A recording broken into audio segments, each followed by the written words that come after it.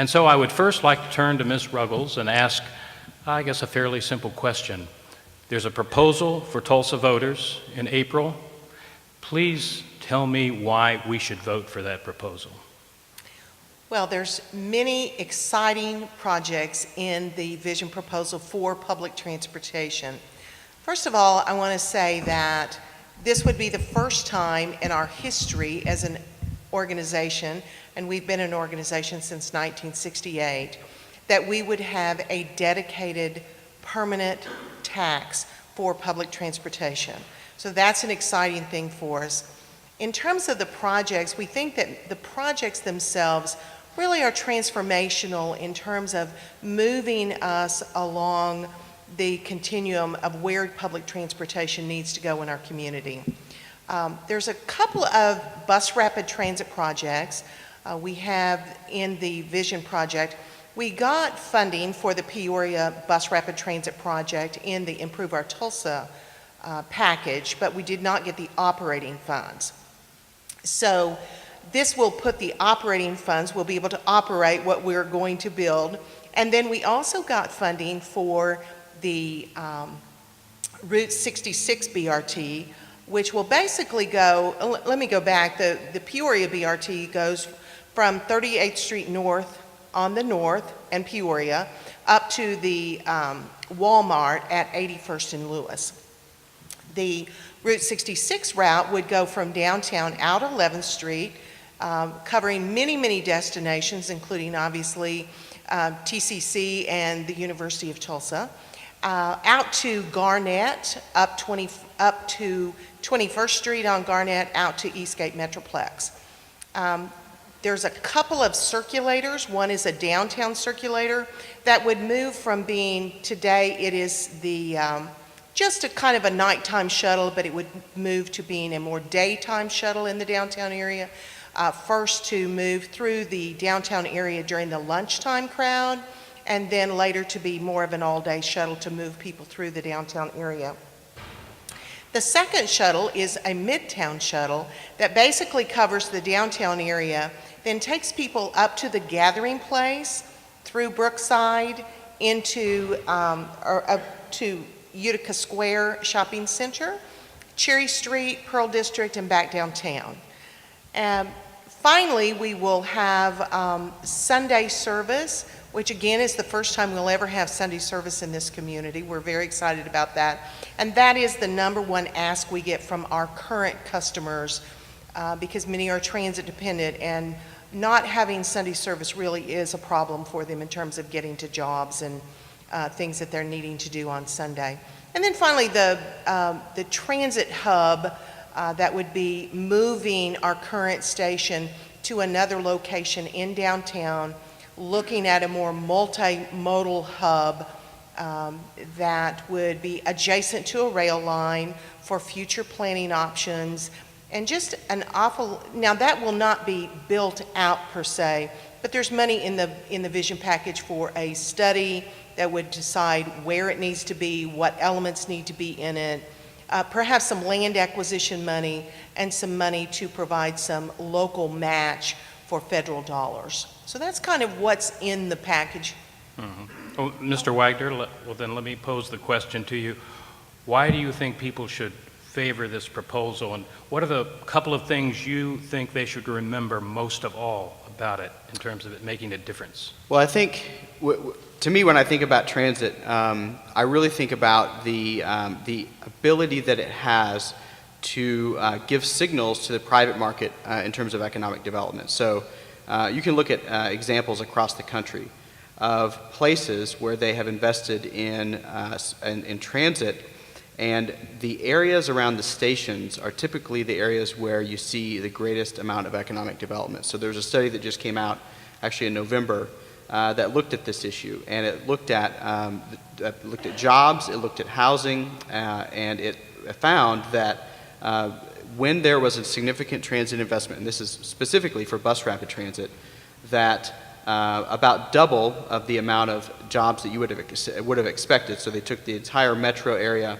and then they looked at the growth in jobs across the metro area, and then they looked at it for just that area that was around the transit station, and there were double the amount of jobs and the amount of housing that came to that area as compared with the rest of the region. So it gives a signal to the private market that this is where we want development to occur.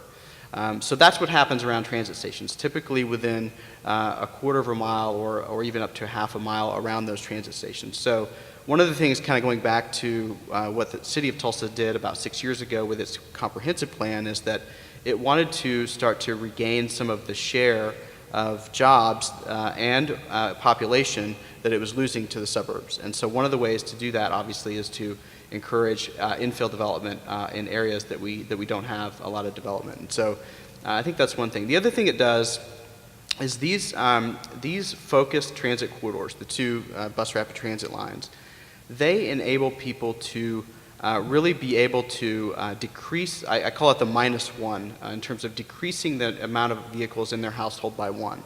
So I don't think we're to the point yet where we have a really significant amount of the population that can really do without a car in a household. But I do think we're getting to the point with these investments that we're getting that you can actually have a household that has one less car than adults. So what does that mean? Well, in terms of the economic impact that it can have at the household level, AAA estimates that people spend about $8,000 per year on their vehicles. And so if you just look at that, if just 5% of the households in the city of Tulsa, just 5%, if they were able to have one fewer car, that would mean $64 million more that we would have in the economy as a result of not having that car, because most of the costs of owning a vehicle are actually leaving the local economy. They're going to the auto manufacturer, the people who manufacture the tires and things like that, insurers and things like that. So that's significant, $64 million a year. But also, if that $8,000, even if it was saved over the course of, say, a child's lifetime, it could be $150,000 that's saved in order to go to a child's education, for example, so your kid's college education. So we're talking about real money that people can actually, it can really transform families in terms of, and that's even if just a small proportion of the population does that. A question on that. Transit, in some ways, seems to be a chicken or egg proposition. There's the question, if you build transit, they will ride, some believe. Others would say, well, get more people to ride and then build or expand the system. What evidence do you have that people will give up their cars and start riding buses? Well, I think, one of the things that strategically that we've done with these corridors is these are already the corridors where the transit use is the highest. So Peoria corridor, already 20% of the existing transit riders are using that one route, even though there's 17 fixed routes in the entire system.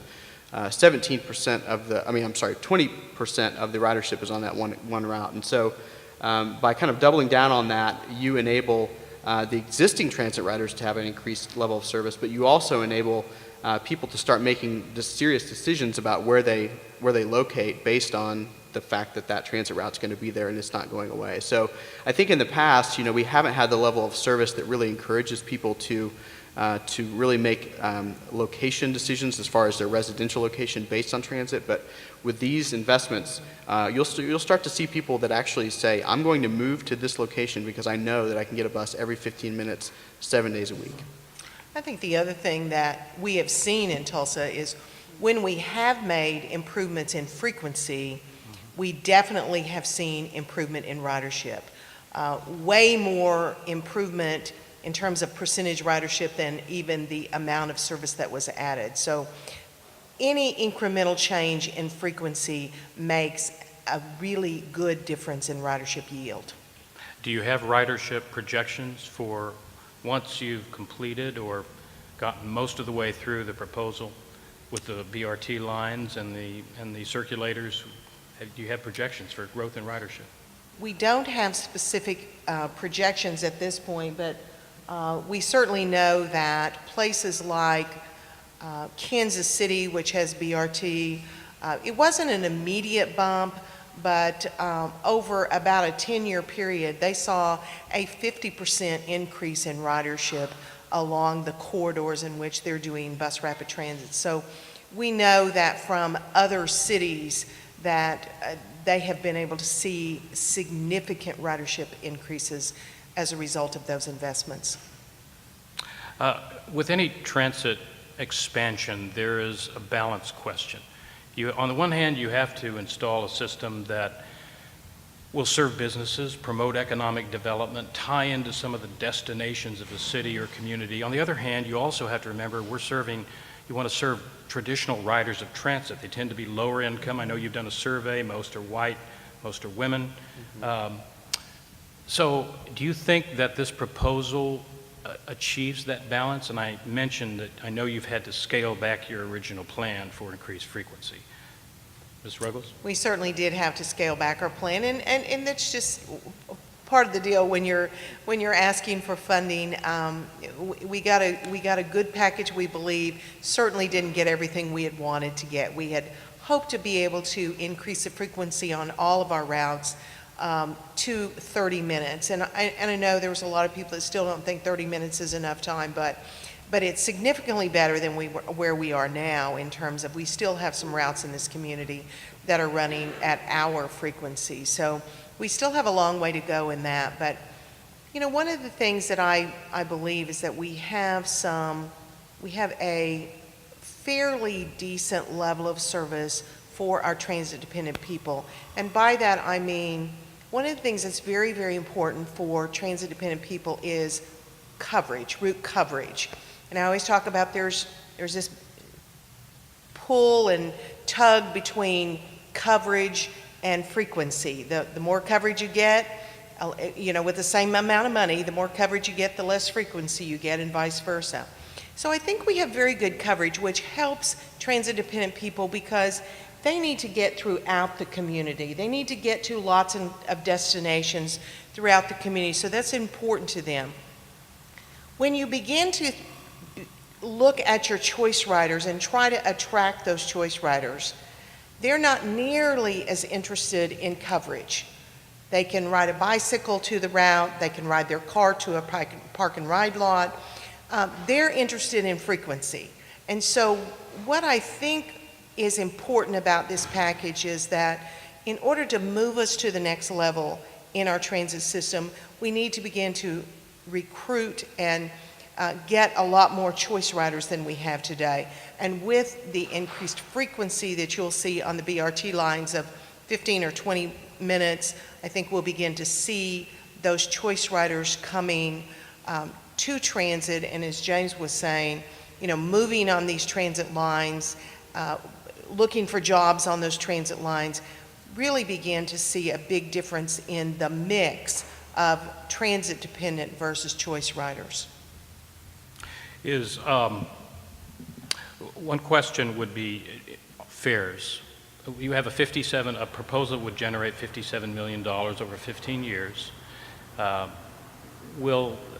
if you want to grow the system from there, how will you pay for that, and will any fare increases be a part of that funding? At this point, we don't have any plans for fare increases.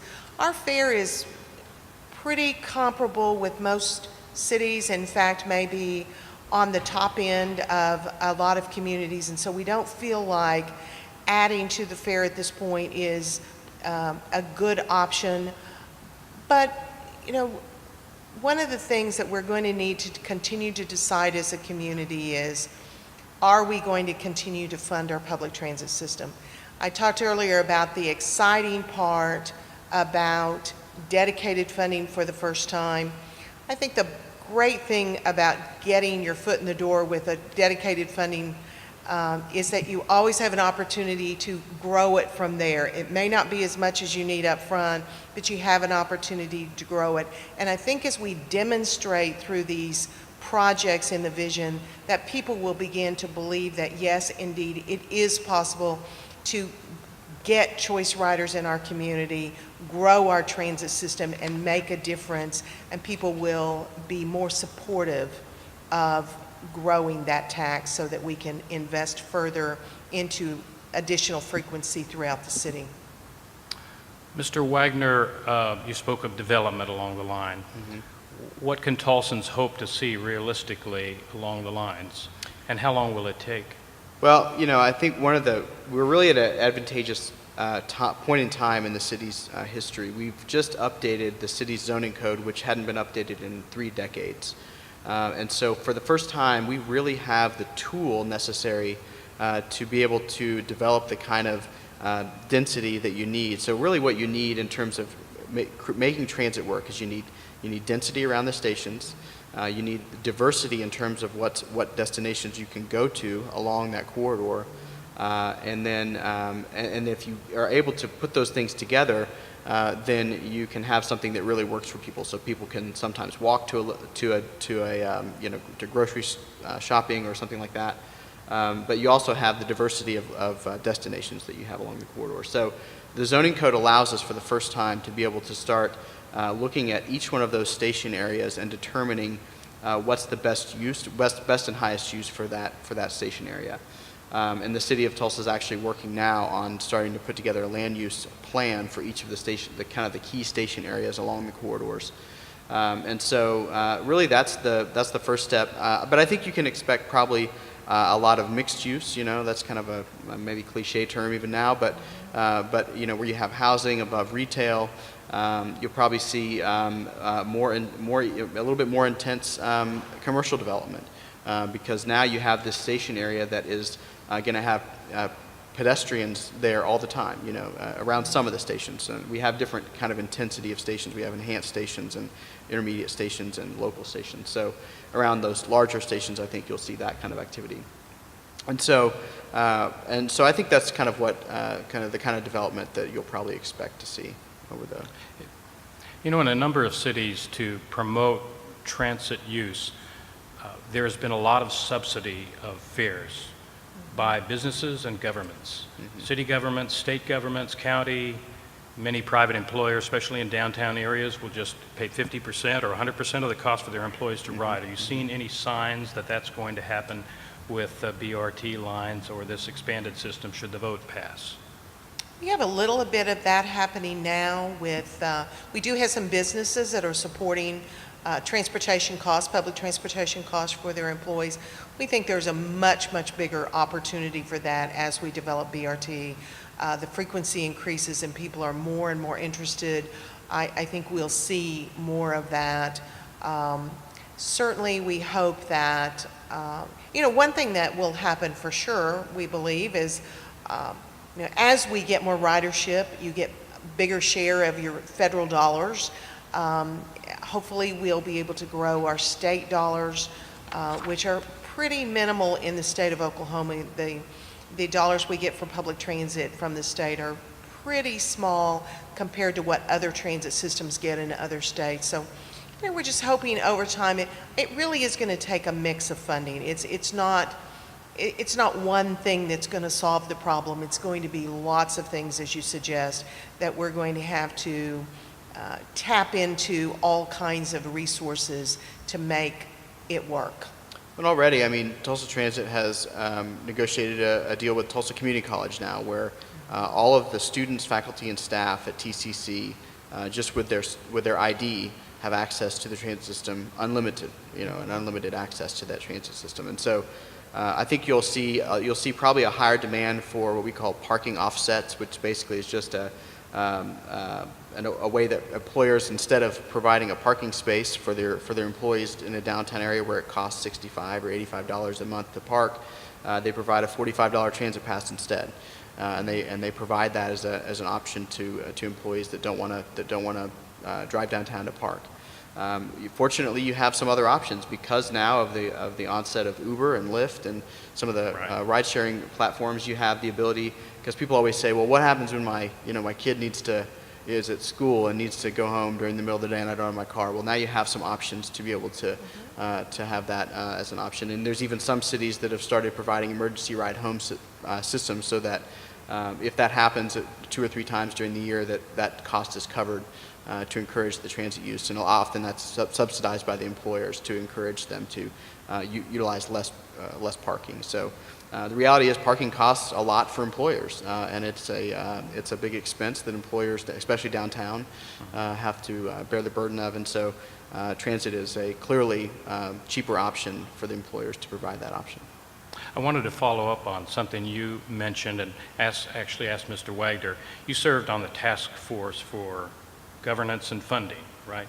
And I noticed in that report they mentioned that the American Transportation Association, if I got it right, estimated that you get about $3.70 in federal funding for every locally invested dollar. So does that mean we're going to get $3.70 for every one of those $57 million? Well, I think that was actually, what that was saying is that the return on investment for a dollar invested in transit returns $3.70 to the economy. So that was kind of going back to those numbers that I was kind of illustrating earlier with people being able to either reduce their own household transportation costs or the ability of employers to be able to have access to a greater pool of employees, those kinds of things. So there is obviously federal dollars that are available for public transportation, and often those are competitive grants. Basically, you're applying for. One of the things that the vision funding would allow us to do is start to apply for more grants. So one of the big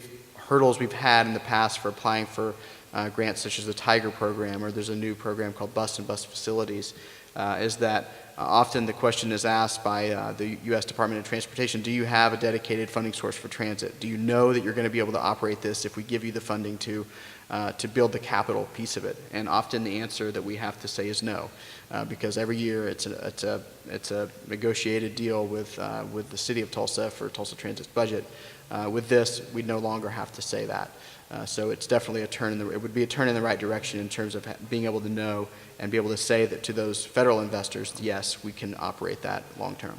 And I'd like to just follow up and reiterate, if the numbers work out in Tulsa like they do in the study that you referred to, indeed, for every dollar of the $57 million, we would see a return on an investment of $3 to $4 in economic development. So a lot of times we think of public transportation as only a cost, and really public transportation is an investment in the community, and there is a real economic investment return or economic development return as a result of that investment. But you'll receive additional federal dollars with the increased investment if this vote passes? We will, because it is based on ridership and population density, and lots of different things go into the formula.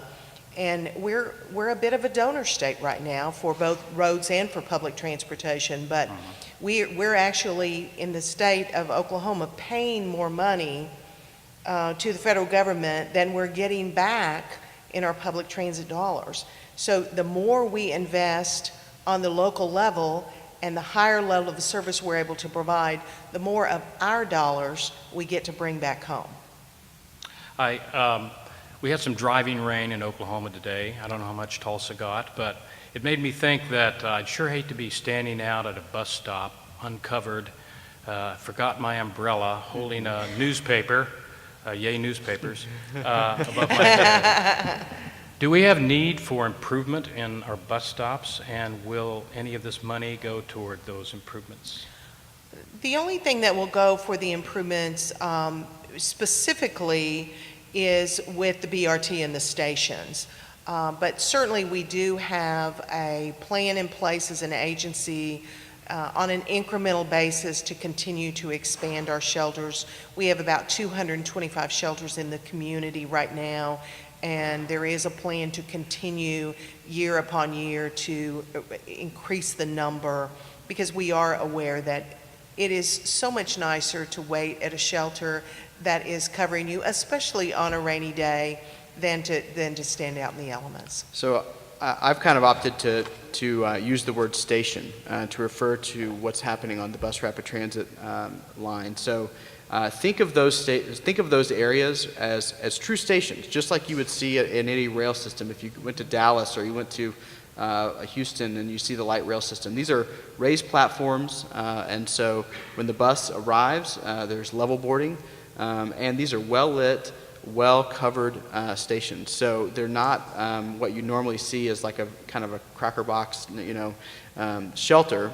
It is actually a station. And so I always like to say that really bus rapid transit is really about, mainly about actually improving the condition of the street side environment, because The worst part about a transit, I rode transit for the first 3 years that I came back to Tulsa every day, rode the bus back and forth to work. And the worst part about the trip is always the part before the bus gets there. Once the bus is there, everything is fine. You know you're going to get to where you need to go on time, and everything is fine. But that wait is the worst part. In fact, a lot of research shows that people's perception of time doubles during that time that they're waiting. So if you ask them, how long have you been there waiting, and they've only been there 2 minutes, they're going to tell you they've been there 4 minutes. And so by investing in the stations, by making those well lit, by making them secure, by giving the riders information about when the bus is going to next arrive, not only does that improve the experience for the transit rider, but it actually does a lot to improve just the aesthetic of the street. Makes the street a little bit more livable. And so even if you don't ride transit, you're going to love it, because you're going to love the way those stations look, and you're going to recognize and identify that BRT station with your city. It's going to be a reflection of your city. And so there's a big piece to that I think is what we often forget about, because we, as transit planners, we're thinking about moving people and moving buses and logistics and stuff like that. But the aesthetics is hugely important, and that'll be a big focus of the investment that goes into that. And if I can just follow up on that real quickly, in case there's somebody out there that's still wondering what the heck is bus rapid transit, it is different, and one of the reasons it is rapid, it is like a rail service in that it only stops at the stations, which are about a half-mile apart. So if you're not stopping every block or so to pick up people, and you're only stopping at those stations, you are going to get a much more rapid ride, and you add the frequency with that, and it really is a different experience. Will it appeal to commuters? Absolutely, absolutely. Will it be a level step-on? Yes, Service? level boarding, Okay. just like you would have on a train. Will it have Wi-Fi? We hope so. I think that'll be interesting, because I think as LTE technology and 5G starts to roll out, there may be less of a demand for that, because wireless has become almost something that's almost commoditized now. It's becoming that way. But Yeah. but Because you have perhaps to pay for the data. you do right now. Yeah. Right. I'd like to open it up to questions from the audience. We have Evie, Victor. We'll start over there on the left, my left. Hi, excuse me. If the vision package is passed, will that replace funding that the city is giving now, or will it add to it? That's an excellent question. And that is one thing that we have specifically asked to be included in the ordinances that go along with a tax package, that these funds would not be used to supplant current funds that the city is putting into public transit. So indeed, there is a net increase and no loss of funding, because they're using these dollars to stop doing what they were doing before. Question over here. Thanks. I'm an immigrant from Boulder, Colorado, and in Boulder we went through this kind of rapid transit development 30 years ago, 20 years ago, something like that. Boulder has always relied on smaller circulators, the smaller buses, I'm saying. And I've seen the circulator that's downtown, and when I've seen it, it has not had, it hasn't been full. Now, I do see enough people riding it that if they were using small circulators, that we call them circulators in Colorado, then they would be full. They wouldn't be over full. Is there any consideration about scaling down the size, depending on the location, of course, but scaling down the size of some of the actual buses? One of the things that we definitely are going to be looking at, particularly for the downtown circulator and the midtown circulator, is what type of vehicle is needed for that. And there's broad opinions about that, I might add. I've heard all the way from trolleys to double-decker buses to something really different than anybody has ever seen before. I'm not sure what that looks like, but I'm sure, there are some different kinds of things out there. But one of the things that we really do need to have with a large discussion with the stakeholders that are involved in those decisions is what kind of vehicle is needed that will be most effective in the downtown and in Midtown in particular. I should mention that I know in some cities there are downtown circulator buses that run virtually empty unless there's a large convention in town or there are transients who use them and appreciate them. But it seems to me, a question about whether circulators are cost effective. Although, of course, your circulator, at least one of them, is going all the way down to the gathering place. It's not a true just downtown circulator. Right.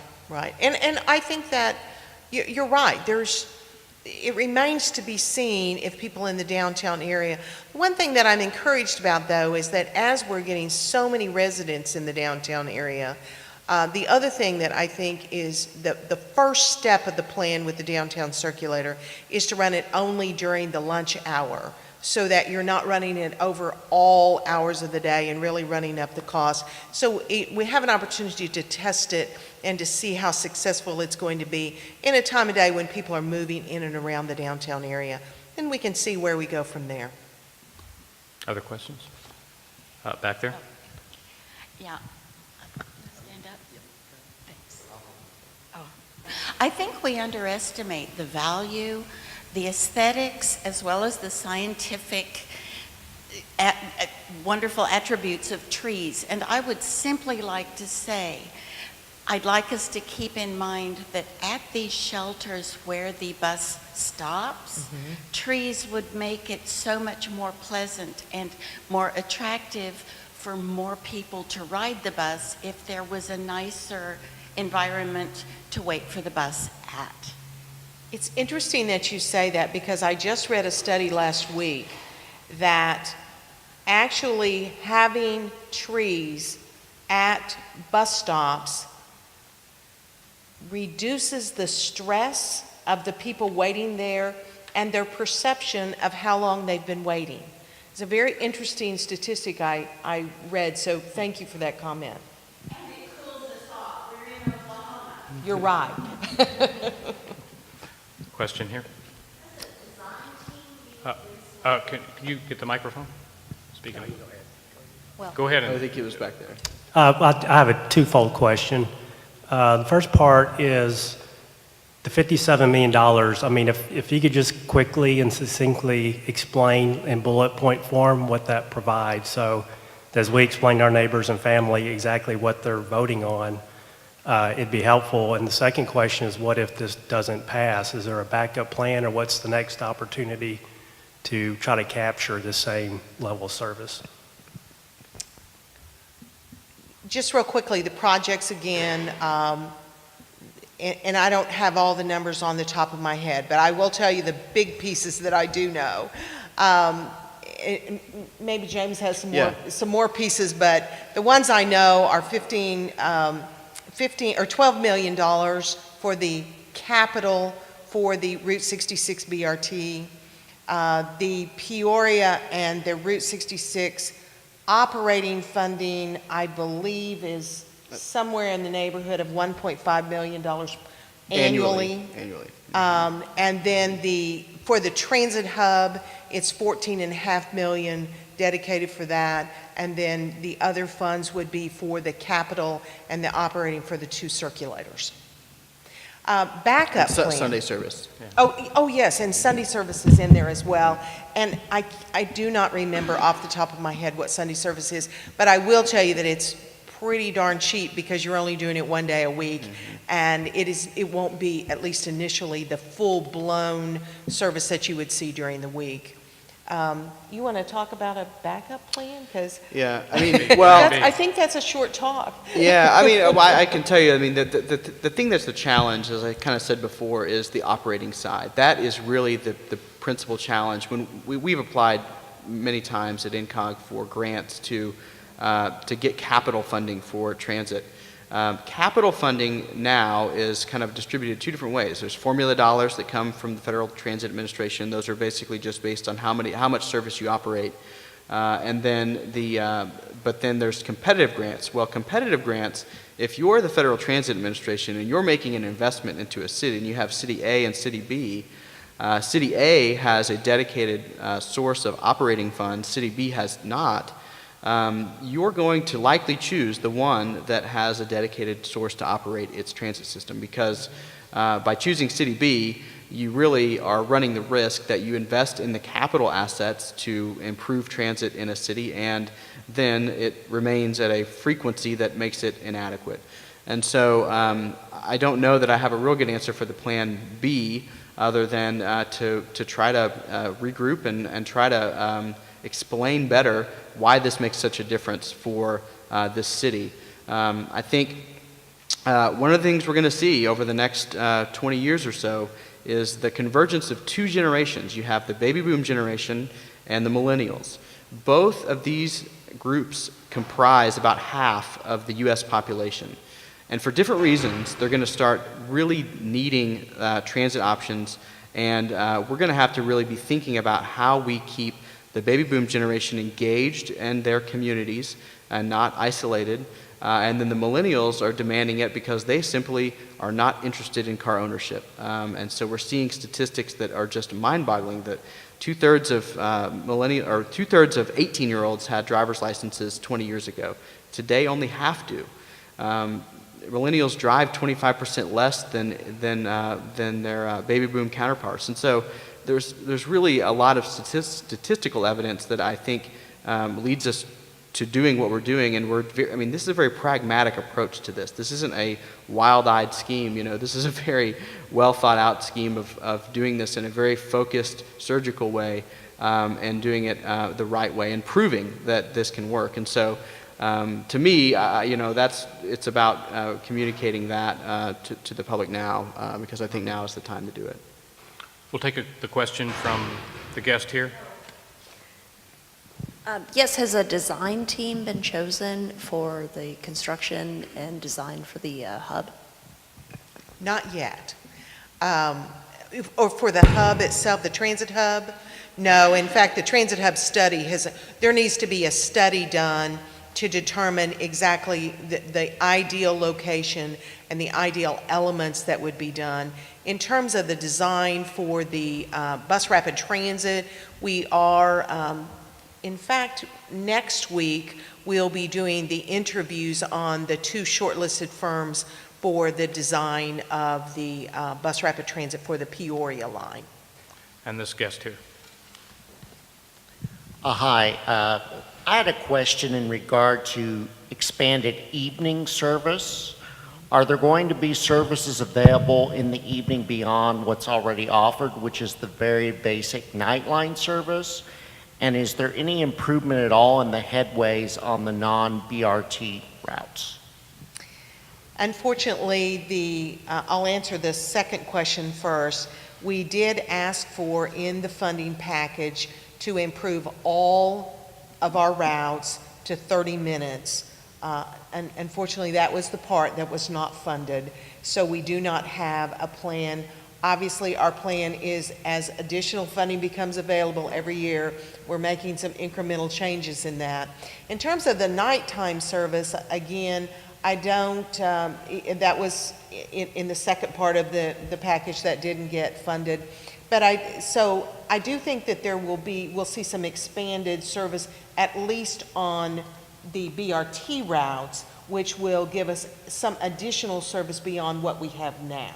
But certainly there is a really big need for expanded service in the evening. For those of you who don't know, we operate only 6 routes in the evening compared to 18 during the day. So it is a significantly smaller footprint, and the frequency is, I'll just say, terrible at best. We really have a long way to go in our night service in our community. Well, what other funding sources could there be beyond this current vote that might improve that service? You know, at this point, those are operating dollars. The things that he's talking about are pure operating dollars. And unfortunately, the only difference that we could imagine other than local tax dollars would be an increase in state funding. Unfortunately, right now, that's not very likely. But, you know, there will be some increase in federal dollars, that some of which can be flexed to our operating funds. Frankly, the bottom line is that transit systems all over the nation that are improving and doing transformational things for their communities are funded at the local level. They're funded by dedicated taxes for public transportation, and they're making a big difference. You look at Dallas, for instance, and they have a penny sales tax. They have the largest number of light rail miles in America, but that's because they as a community have agreed that they're going to invest big time in their public transit system, and that's what makes the difference. It's the local investment. Yes, you can get a few more federal dollars, good thing. Maybe if you're lucky sometime you can get some more state dollars, but the bottom line is that transit systems that are growing and making a difference in their communities are funded at the local level. And this proposal was wedded to one that would improve streets as well. So Yes. You could argue that that sweetened the deal for some voters, as Yes, opposed to a separate And we're excited about that too, because buses run on streets too. So improved streets is good for us too. Question here. Hi, I just wanted to thank everyone who's here. And hearing about the street improvement is awesome. I am late because I rode my bike, it got a flat, I had to walk it home, and I had to go to a restaurant where I knew my friend was working to borrow her bike, ended up getting here. Right, so it just illustrates this whole thing. Thank you. No, but you know, I'm also here because I want to be here for everyone who needs this, who isn't at this meeting. And what can we in this room do to truly be advocates in this, you know, election time or whatever the bond measure? Sorry that I don't know exactly it, but I mean, do we send a delegation of advocates to the state capitol? I mean, I just, what is the best way to get this actually happening? Well, I mean, I can tell you that as it stands right now, there's not a well-organized transit advocacy group out there. And I think that really that's probably something that's needed, and frankly, it's something that is in place in most other cities. And so I would encourage you to think about that. I mean, I think not just for the sake of advocacy, but I think, you know, the reality is that the people who use transit, and like you say, people that can't come to meetings like this need a voice. And so I think that we in the public sector try to be that voice, but to the extent that we can. But the reality is that, like any other interest group, there's a need for that voice to be heard as well. And so it just needs to be, I think, well organized. And I think we need to broaden the net too. We need transit advocates, bicycle advocates, and pedestrian advocates to join forces and really speak from one voice. Because I am a huge pedestrian and bicycle advocate, because every transit customer either got there on their feet or on a bicycle. And so it's very important that we continue to develop out our community in a way that we have great pedestrian and bicycle access. And so I think that those need to come together and marry and really speak from one voice. I think that would be incredible in our community. Question here. Yeah, I think James has kind of been saying a lot of what I wanted to hear, but I haven't heard the term smart growth or new urbanism or really enough about economic development. The nice thing about these BRTs is they are just like subway lines or streetcars. They're rubber tired, but those platforms aren't going to move. They're going to be pretty nice for the heat and the wet of Oklahoma. They're not going to be air conditioned. They could be someday. I mean, but the main thing is if you ride a streetcar in Portland or something, there's little digital signs, the next bus coming in 20 minutes, 10 minutes, whatever it is. You want to go get a cup of coffee, you can come back there and know it'll be there. It's, informed by telemetry. It's not making it up. It's real-time information. And the other thing is, if anyone's ever ridden transit in big cities, in the 70s, 1972, I rode the Long Island Railroad. 60-minute or more ride out to Patchogue, Long Island. Bar cart, I'm not saying we need to have drinks on it, but I mean, you can read the paper, you can do whatever you want. Instead of wasting your time sitting in a car on your commute, that becomes found time. And so there's a whole lot of, and 11th Street corridor and Brookside are two of our parking lot shopping, they're just excess. There's huge opportunities. Anyone that was involved playing at Tulsa, that's the other thing we haven't mentioned. This is the implementation of that vision. And so all these things that James mentioned about mixed-use development, if I don't even have to, I would like to live downtown, but it's expensive. So if I can live on 11th Street or in Brookside at 61st in Peoria, I mean, that neighborhood needs improvement, but wherever. I mean, you can... Do you have a question? Well, no, I don't. This is a comment. And basically, that this needs to be sold to Tulsa as economic development. I think that low-income people and people that are job-dependent on transportation need this service. But it's more important for everyone, the empty nesters, the retirement baby boomers. I have two kids that are 21 years old. They did not, they did not get their driver's license. One of them still doesn't have it. So, I mean, this is a new pattern of behavior, and we need to reinforce it. And these are investments for the long term. So we need to sell this as a vision. And so, I mean, and we'll get some dollars, but I think thank you. we promote it. That raises one quick question. The plans for the future call for more BRT lines. They don't call for any rail. Now, some will say it's more expensive, of course, rail, but it really grows the aesthetics along the line more, and it overcomes that sort of innate distrust of riding the bus. It's sexier. So, other than cost, why BRTs and no rail in the future? So here's just my view on this. I think anytime you're making a big investment of any dollars, your own dollars, public dollars, you always have to think about the long-term return on that investment. And I think for cities that invested in rail, there were 3 cities that invested in rail heavily in the late 1960s. They were Washington, D.C., Atlanta, and San Francisco. There was 90-10 matching funds. They built the modern subway systems, if you will, that were not the New Yorks and the Bostons and that kind of thing. Those kinds of systems, indeed, are very expensive to build today. And so I think the collective conscience of transit planning today in 2016 is that it's sort of a lighter, better, cheaper kind of approach. And it's a very pragmatic approach to that.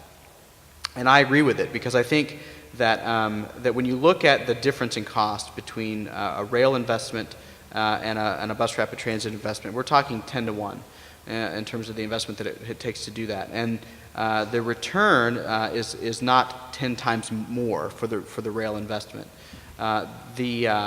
The other thing that I think that is certainly on my consciousness now, there was the cover article, I don't know if anyone saw Time Magazine last week. The cover article of Time Magazine was about self-driving cars, and this is truly within probably the next 15 years.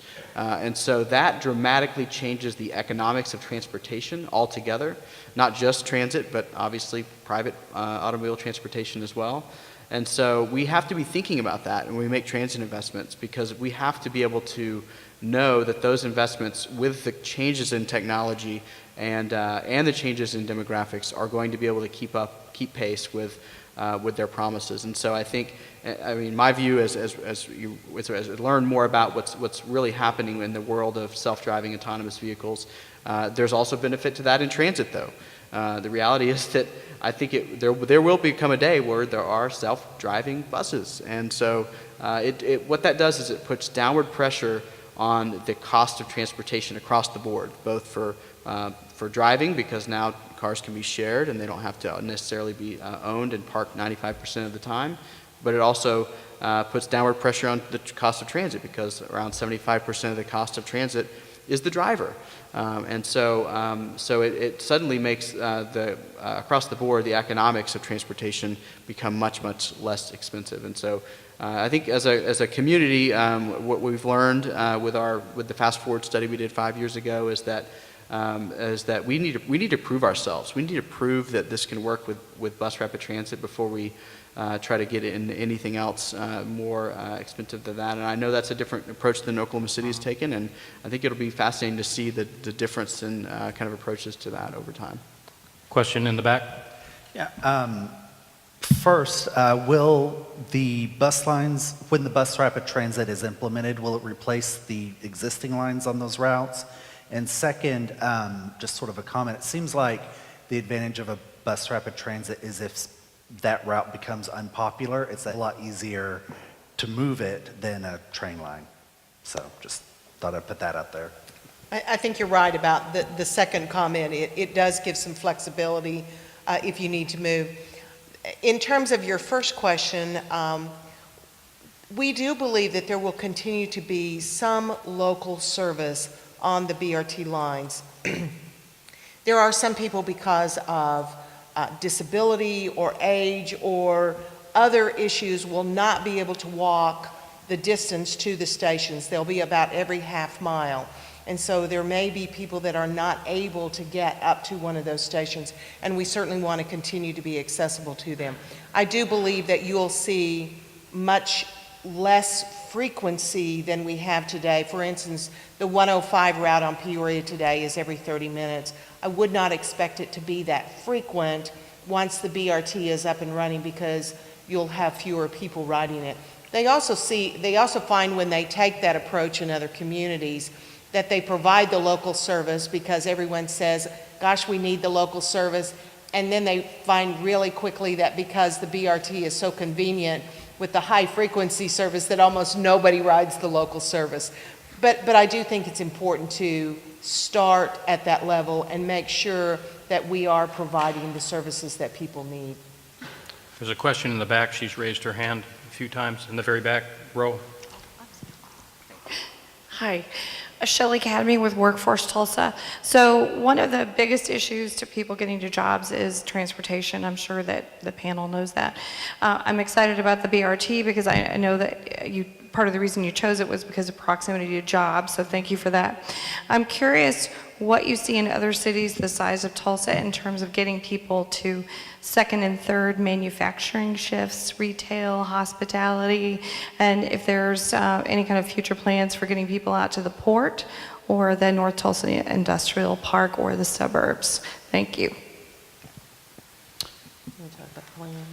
Yeah, I mean, I think, when obviously, so the van pools is one of the ways that we've attempted to try to address second, third shifts and locations that don't have. I mean, with the port, obviously, there's a lot of density there in terms of jobs, but I think that is probably a step that we haven't gotten to yet. Of course, we do have the Fast Forward plan, which is kind of looking at addressing lots of different corridors. And that looks over the course of 30 years or so. So that is the long-term kind of plan, is developing out more of these corridors and doing this and to be able to serve not just more geographic locations, but the span of service long enough that it can serve second, third shifts. I don't know, as far as the port, I don't know that we've specifically. That's a great question. I'm glad you brought it up. We'll take a couple more questions. There's one right there, and then we'll take this. Thank you. Just a comment. I just want to take advantage of having somebody here who said what can be done to to support transit efforts, bicycles, and the appropriate level of funding that we need to move people around in a number of ways at Tulsa. And I just don't want to lose that thought. Pass vision on April 5th. That would be one thing.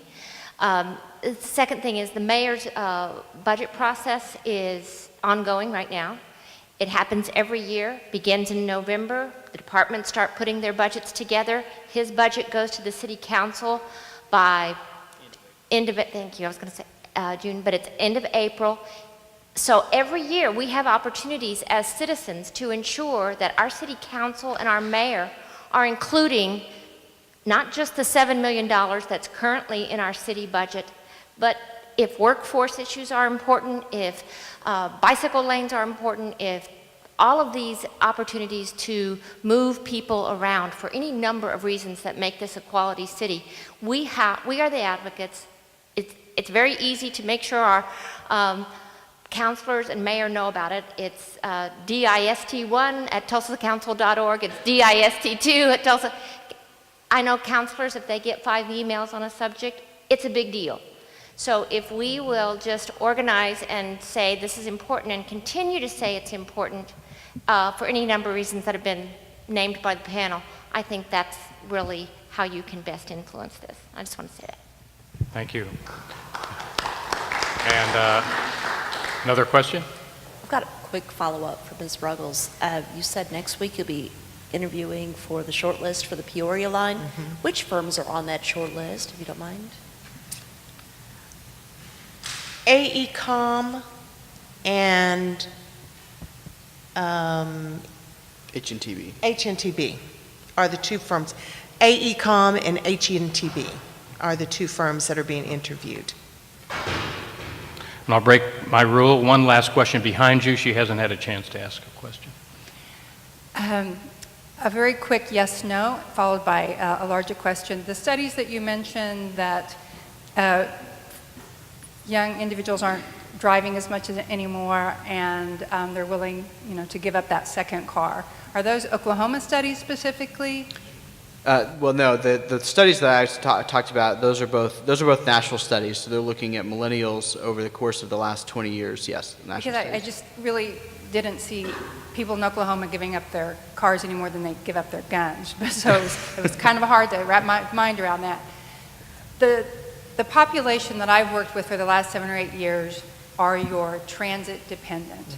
And when you ask the question for whom or what population is public transportation really most intended for, or, for what purpose would a city have public transportation? I think we would all agree it's not for the choice riders who have a car. It's for those who are transit dependent so that they can make a living, and our city is close to 25% poverty rate. So the folks I work with live there.